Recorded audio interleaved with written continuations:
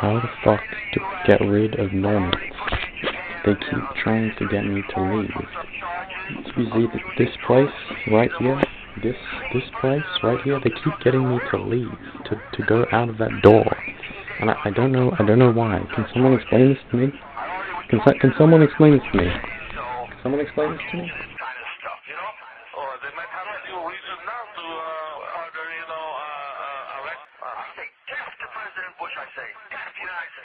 I've come to the conclusion that I think I'm just not a very interesting person. Starting this channel has really brought to my attention just my dearth of conversation topics. This is really what this is meant to be, is an exchange, a direct exchange with the viewer. And the more I've sat with myself to try to come up with various topics to speak on, I realized that every single opinion that I might currently hold is essentially worthless. I really know nothing. I've never taken the time to look at anything in a great amount of detail. I've skimmed the surface of many things, sure. I could give you definitions, I could introduce you to the very surface of certain things, but I couldn't penetrate deep into them in an interesting way. I couldn't elucidate things that the average person would not know about these topics. This is something that I want to change. This is something that I want to improve on. Because for too long I've been existing in this sort of stagnant haze where I spend most of my time passively consuming content on the computer. And I've had, this is not the first time that I've thought this, but I just never seem to put it into motion. I've, been apathetic for such a long time that whenever I would have flashes of inspiration where I think to myself, I want to get super into this topic, I want to research this, and I compile a list of books, and I think, okay, I'm going to spend the day studying this person, this philosophy, this whatever period in history, and then it inevitably falls through.